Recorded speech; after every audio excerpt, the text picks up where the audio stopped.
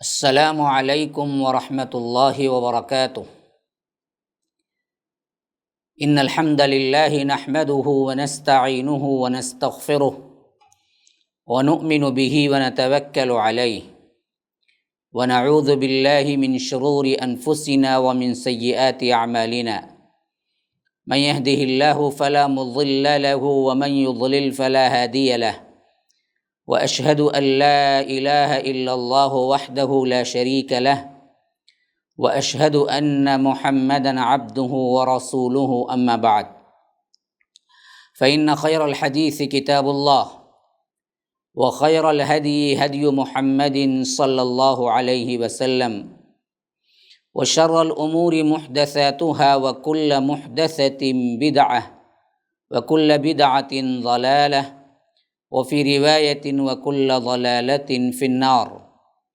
فأعوذ بالله السميع العليم من الشيطان الرجيم من همزه ونفثه ونفخه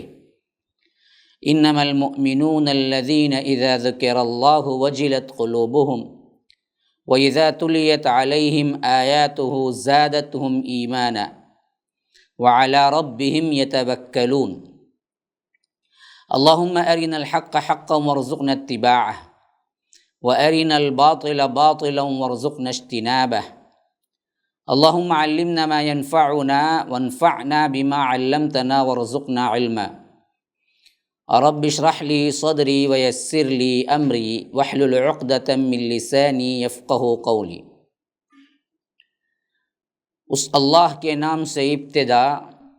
جس کے ناموں کی کوئی انتہا ہی نہیں۔ وَلَوْ أَنَّ مَا فِي الْأَرْضِ مِنْ شَجَرَةٍ أَقْلَامٌ وَالْبَحْرُ يَمُدُّهُ مِنْ بَعْدِهِ سَبْعَةُ أَبْحُرٍ مَا نَفِدَتْ كَلِمَاتُ اللَّهِ۔ اس ذات اقدس پر کروڑوں درود و سلام ہوں جو تمام جہانوں کے لیے رحمت للعالمین بن کے آئے تھے۔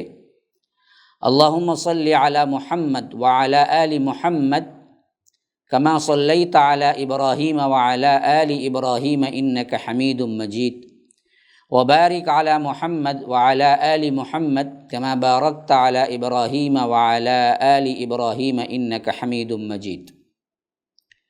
برادران اسلام، واجب الاحترام بزرگوں، دوستوں، عزیز ساتھیوں، لائق احترام ماؤں اور بہنوں، الاحادیث النبویہ اس سلسلے میں ہم نے امام بخاری رحمہ اللہ کی کتاب صحیح البخاری کا درس شروع کیا، اور اس درس میں اللہ تبارک و تعالیٰ کے فضل و کرم سے ہم تقریباً 21 احادیث پڑھ چکے ہیں، اور کتاب کے اعتبار سے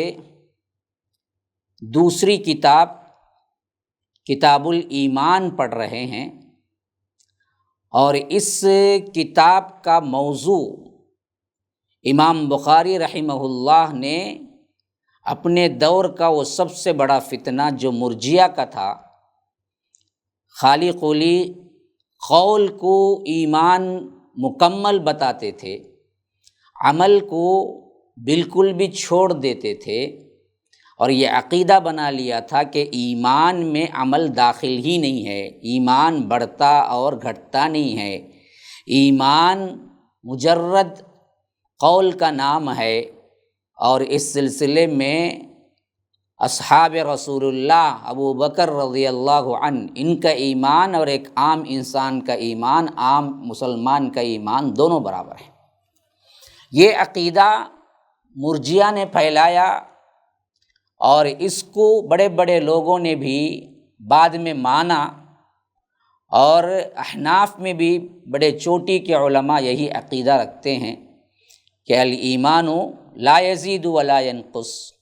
ایمان نہ گھٹتا ہے نہ بڑھتا ہے۔ تو یہ فتنے جو اٹھے تھے، اس کی تردید میں انہوں نے کیا ہے، تقریباً 50 احادیث کتاب الایمان کے اندر انہوں نے لائے، اور یہ ثابت کرنے کے لیے کہ ایمان گھٹتا بڑھتا ہے، اور اس کے دلائل قرآن اور حدیث میں بہت زیادہ ہے۔ اس سلسلے کو ہم پڑھتے آ رہے تھے اور مختلف اس میں باتیں جو امام کی فقہ کی بہت بڑی دلیل ہے وہ بھی وہ لا رہے تھے، اور اس کی بھی وضاحت میں مختصراً آپ کے سامنے کر رہا تھا، جو کہ ہم 21 احادیث مکمل کر چکے ہیں۔ آج اس درس کے اندر انشاءاللہ تبارک و تعالی 22ویں حدیث سے میں اپنے پروگرام کو شروع کر رہا ہوں، اور اس کو امام بخاری رحمہ اللہ نے باب باندھا ہے تفاضل اہل الایمان فی الاعمال، وہی بات کی تردید کے لیے۔ اس بیان میں یعنی اس ٹاپک پر کہ ایمان والوں کا عمل میں ایک دوسرے سے بڑھ جانا عین ممکن ہے، اور یہ دلائل سے ثابت ہے۔ ایمان والوں کا عمل میں ایک دوسرے سے بڑھ جانا، جیسے عمل گھٹتا بڑھتا ہے اسی طرح ایمان گھٹتا بڑھتا ہے، اور اس سے ایمان پر بہت اثر پڑتا ہے عمل سے۔ یہ باب باندھنے کے بعد 22 نمبر کی حدیث اس طرح لائے ہیں: حدثنا اسماعیل قال حدثني مالک عن عمرو بن یحییٰ المازنی عن ابیہ عن ابی سعید الخدری رضی اللہ عنہ عن النبی صلی اللہ علیہ وسلم قال يدخل اہل الجنة الجنة واہل النار النار ثم يقول اللہ تبارک وتعالی اخرجوا من كان من قلبه مثقال حبة من خردل من ایمان فيخرجون منها قد استودوا فيلقون في نهر الحياة أو الحياة شك مالك فينبتون كما تنبت الجنة فينبتون كما تنبت الحبة في جانب السيل ألم تر أنها تخرج صفراء ملتوية قال وهيب حدثنا عمرو الحياة وقال خردل من خیر۔ اس کا ترجمہ اس طرح ہے: ہم سے اسماعیل نے یہ حدیث بیان کی، امام بخاری رحمہ اللہ کہتے ہیں کہ ہم سے اسماعیل نے یہ حدیث بیان کی۔ وہ کہتے ہیں کہ ان سے مالک نے اور عمرو بن یحییٰ المازنی نقل کرتے ہیں، اور وہ اپنے باپ سے روایت کرتے ہیں، اور وہ حضرت ابو سعید خدری سے، اور وہ نبی اکرم صلی اللہ علیہ وسلم سے نقل کرتے ہیں کہ آپ صلی اللہ علیہ وسلم نے فرمایا جب جنتی جنت میں اور دوزخی دوزخ میں داخل ہو جائیں گے تو اللہ تبارک و تعالی فرمائے گا جس کے دل میں رائی کے دانے کے برابر بھی ایمان ہو اس کو دوزخ سے نکال لو۔ تب ایسے لوگ دوزخ سے نکال لیے جائیں گے اور وہ جل کر کوئلے کی طرح سیاہ ہو چکے ہوں گے۔ پھر زندگی کے نہر یعنی حیات کے نام سے ایک نہر ہوگی، یا روایت میں ہے کہ حیا کے نام سے یا حیات کے نام سے میں وہ ڈالے جائیں گے، اور بارش کے پانی میں جیسے پودے اگتے ہیں اسی طرح اس نہر میں ان کو ڈالا جائے گا، اور وہ اس پانی میں اسی طرح اگیں گے جس طرح ہم نباتات کو زمین کے اندر سے اگتے دیکھتے ہیں۔ یہاں راوی کو شک ہو گیا کہ اوپر کے راوی نے کون سا لفظ استعمال کیا، حیا یا حیات یا حیا، دونوں میں سے کون سا؟ اور اس کے بعد فرماتے ہیں کہ اس وقت وہ دانے کی طرح آگ میں آئیں گے، جس طرح ندی کے کنارے دانے اگ آتے ہیں۔ اور کیا تم نے نہیں دیکھا، اللہ کے رسول نے فرمایا الم تر انہا، کیا تم نے نہیں دیکھا ہے دانا زردی مائل پیچ در پیچ نکلتا ہے۔ وہیب کہتے ہیں کہ ہم سے عمر نے حیا کے بجائے حیات، نہر حیات کا لفظ استعمال کیا، اور اسی طرح خردل من ایمان، رائی کے دانے کے برابر بھی ایمان ہوگا، تو دوسری حدیث کے الفاظ میں خردل من خیر آیا ہے کہ خیر کا تھوڑا سا بھی حصہ ہوگا تو ہم اس کو نکال لیں گے۔ یہ حدیث امام بخاری رحمہ اللہ بھی لائے ہیں اور امام مسلم رحمہ اللہ بھی لائے ہیں، اور اس حدیث میں صاف طور پر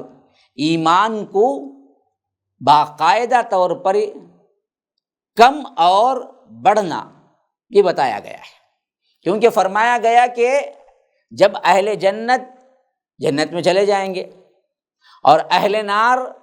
جہنم میں چلے جائیں گے، ایسے وقت میں اللہ تبارک و تعالی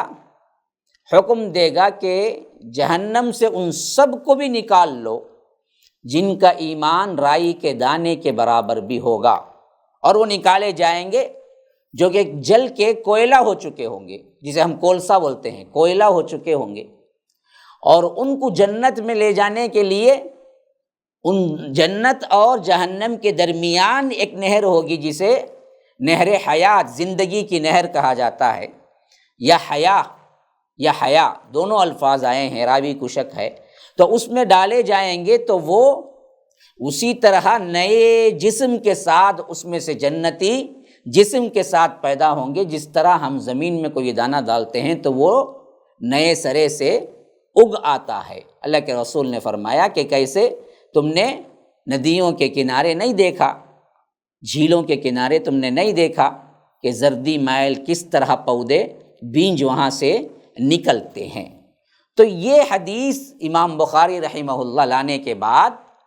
وہ یہ ثابت کرنا چاہتے ہیں کہ یہاں پر خردل من ایمان کا لفظ دراصل کیا کر رہا ہے، اس بات کی طرف شہادت دے رہا ہے کہ ایمان رائی کے دانے کے برابر بھی کبھی کبھی انسان کے پاس رہ جاتا ہے۔ ایک طرف ایمان کا پہاڑ ہے، صدیق اکبر حضرت فاروق رضی اللہ عنہ، ایسے بڑے بڑے صحابہ کا، اور ایک طرف ادنا ترین گناہوں پر گناہ، یہاں تک کہ وہ جہنم میں چلا گیا، لیکن وہ تھا مسلمان، وہ تھا توحید میں، اس نے شرک نہیں کیا تھا، تو ایک نہ ایک دن اسے نکال لیا جائے گا اور اللہ اس سے کہے گا اس کے دل میں رائی کے دانے کے برابر بھی کیا ہے، ایمان ہے، تو اس واسطے اس کو نکال لو۔ تو ایمان کم ہے زیادہ ہے، اس کی سب سے بڑی دلیل معلوم ہو گیا، اور اس سے ظاہر ہوا کہ اعمال ایمان میں داخل ہیں، کیونکہ اسی تو کیا ہے، وہ جہنم میں گیا سزا پا کے باہر نکل رہا ہے، اور کچھ لوگ ایمان میں بہت اعلیٰ ترقی یافتہ ہوتے ہیں، اور کچھ ایسے بھی ہوتے ہیں کہ ان کا ایمان کمزور ہوتا ہے، حتیٰ کہ بعض کے دلوں میں ایمان محض ایک رائی کے دانے کے برابر بھی ہوتا ہے۔ اور حدیث نبوی میں اس قدر یہاں پر وضاحت کے بعد بھی جو لوگ جملہ ایمانداروں کا ایمان یکساں مانتے ہیں اور اس میں کمی پیشی کے قائل نہیں ہیں، جیسا کہ میں نے بتایا مرجیہ، حنفیوں کے بڑے بڑے امام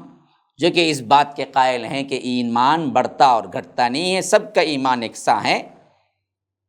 تو ان کے قول کو یہ خود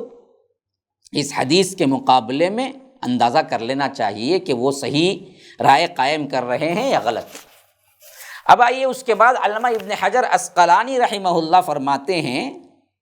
کہ یہ حدیث یعنی اس حدیث کے باب کے ساتھ بہت اہم مطابقت ہے، جو کتاب الایمان اور باب باندھے ہیں، خاص کر کے عمل کے اعتبار سے تفاضل ہوتا ہے اور وہ ایمان کی کمی پیشی کی دلیل ہے۔ اور مصنف رحمہ اللہ یہاں اس حدیث کو لانے سے یہی مقصد ہے کہ مرجیہ کی تردید ہو جائے۔ امام ابن حجر عسقلانی بھی وہی کہتے ہیں، اس میں ایمان کے باوجود معاصی کا ضرر نقصان بتلایا گیا ہے، لیکن معتزلہ پر رد ہے جو کہتے ہیں کہ گنہگار دوزخ میں ہمیشہ رہیں گے۔ دیکھیے دو فرقوں کی تردید بھی دراصل جو گمراہ تھے، اس ایک حدیث میں امام بخاری رحمہ اللہ نے اشارہ کیا ہے، یہ ان کی سب سے بڑی فقہ کی علامت ہے۔ بات یہ ہے کہ ایک تو وہ تھا جو کلی طور پر عمل کو کوئی اہمیت ہی نہیں دیتا تھا، جو مرجیہ بنا، اور انہوں نے کہہ دیا کہ جو کچھ بھی کر لو جنت جانا ہے اگر تم مسلمان ہو گئے۔ دوسرا فرقہ اس معاملے میں اتنا تشدد کیا، جسے معتزلہ کہتے ہیں، اس نے تو یہ عقیدہ گھڑ لیا کہ اگر کوئی انسان ایمان کے ساتھ کبیرہ گناہ بھی کرتا ہے تو وہ دائمی جہنمی ہے۔ حالانکہ صحیح بات یہ ہے کہ کتنا بڑا گناہ کیوں نہ ہو، اگر وہ ایمان والا ہے تو وہ دائمی جہنمی ہرگز نہیں بن سکتا، وہ ایک نہ ایک دن جنت جائے گا، سوائے ایک گناہ کہ وہ شرک ہے جس میں وہ دائمی جہنم میں جائے گا، وہ دائمی طور پر جہنم میں جائے گا، وہ شرک ایک ہی گناہ ہے۔ بقیہ صاف احادیث میں ہے کہ زانی ہو وَإِن زنا وَإِن سرق، جیسا کہ پوچھا گیا، چوری کرنے والا ہے، گناہوں میں ڈوبا ہوا ہے لیکن شرک نہیں کیا ہے، تو اس کے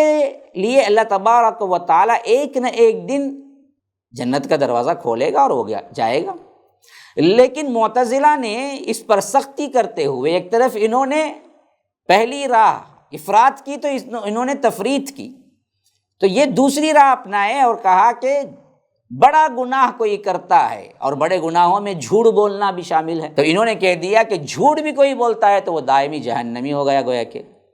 تو اس کی تردید بھی کر رہے ہیں امام بخاری اس حدیث کو یہاں لا کر کہ اللہ تبارک و تعالیٰ کہے گا کہ جس کے دل کے اندر بھی رائی کے دانے کے برابر بھی ایمان ہے، یعنی ایمان تھوڑا سا بھی ہو، وہ شرک نہیں کیا ہو، بس شرط ایک ہے، تو کتنے بڑے گناہ لے کر بھی آئے وہ دائمی جہنمی نہیں ہوگا۔ ہاں جہنم میں جا سکتا ہے، سزا پا سکتا ہے، لیکن آخر اس کا ٹھکانہ جنت ہی ہوگا، جہنم میں نہیں جائے گا، مستقلاً جہنم میں نہیں جائے گا۔ تو اس حدیث میں یہ دو فرقوں کی تردید، اور اس میں معلوم ہوا اللہ تبارک و تعالیٰ کی رحمت جو ہے وہ کتنی ہے بندوں پر۔ اللہ تبارک و تعالیٰ اپنے بندوں سے کتنا پیار کرتا ہے کہ قیامت کے دن یہ اعلان ہوگا کہ رائی کے دانے کے برابر بھی ایمان والا دائمی جہنم میں نہیں جا سکتا، فرشتوں نکالو اس کو، اور وہ بہت بڑے ایک یوں سمجھو کہ بہت بڑا گروہ نکل کے آئے گا، جس کو اللہ تبارک و تعالیٰ نے حیات میں جنت کا جسم عطا کر کے پھر جنت بھیجے گا۔ حدثنا محمد بن عبید اللہ قال حدثنا ابراہیم بن سعد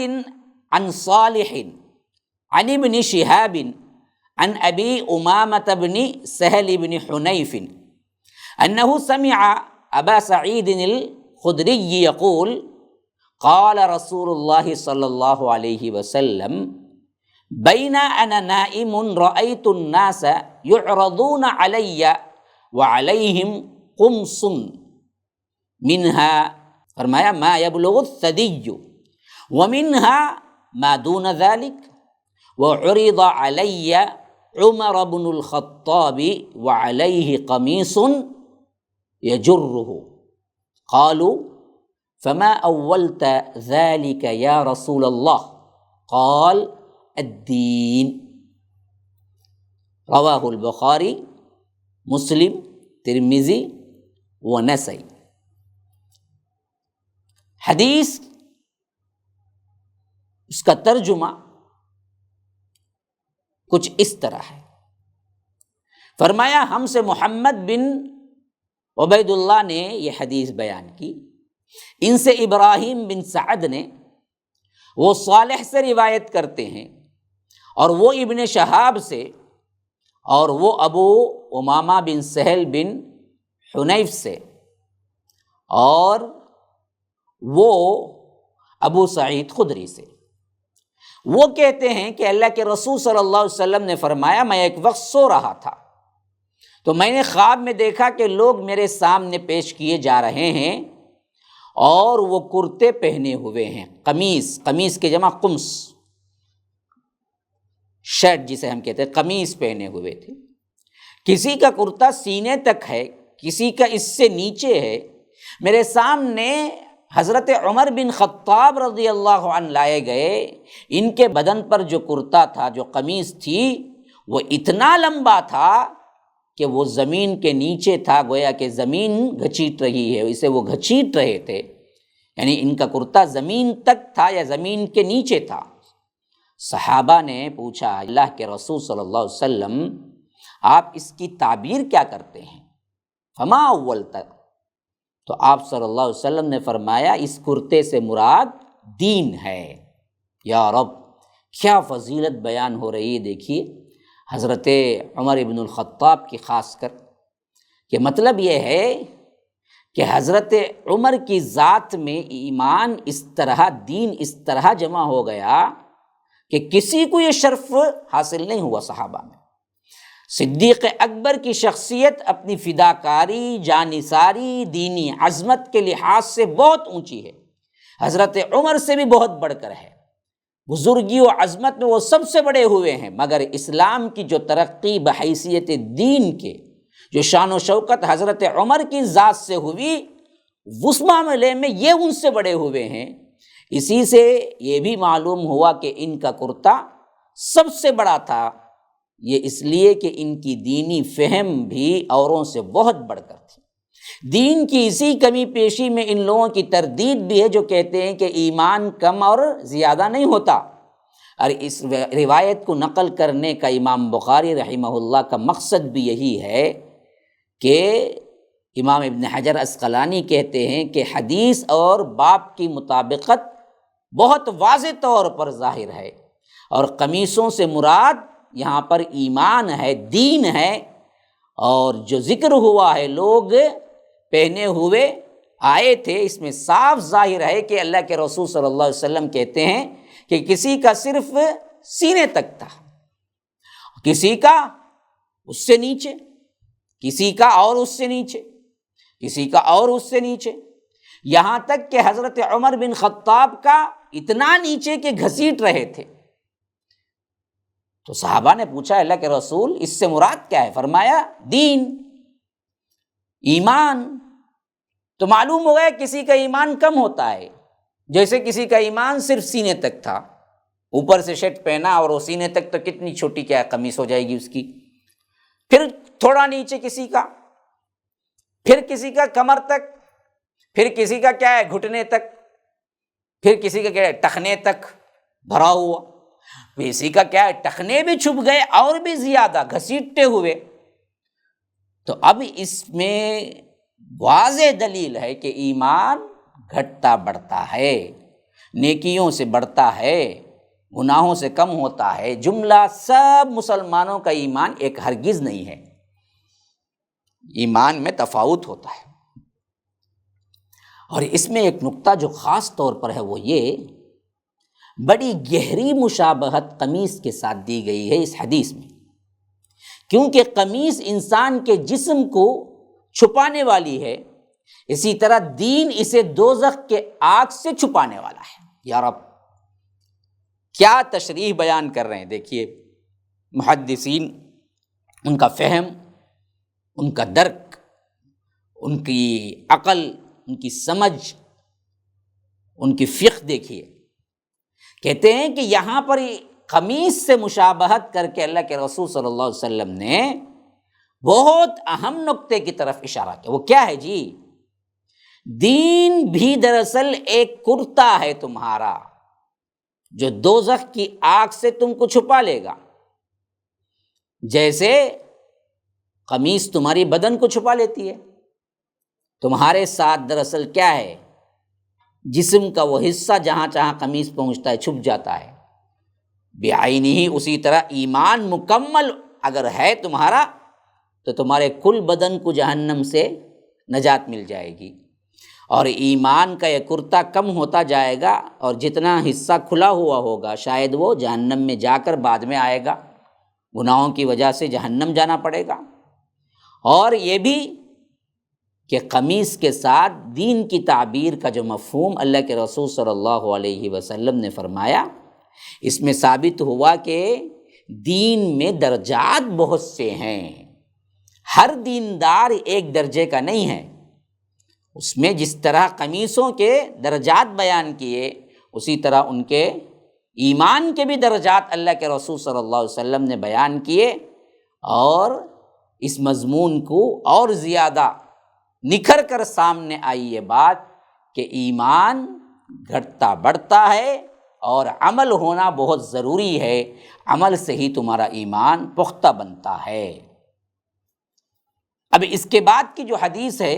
اس میں بھی وہی چیز، اور یہ حدیث ہم پڑھ بھی چکے ہیں، اس میں دراصل دوسرے انداز میں لائے ہیں اور دوسری سند کے ساتھ امام بخاری رحمہ اللہ لائے ہیں،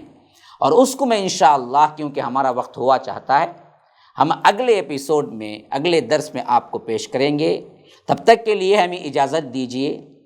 ھذا وباللہ التوفیق، صلی اللہ وسلم علی نبینا محمد۔ اسأل اللہ لی ولکم ولسائر المسلمین من کل ذنب فاستغفروہ انہ هو الغفور الرحیم۔ والسلام علیکم ورحمۃ اللہ وبرکاتہ۔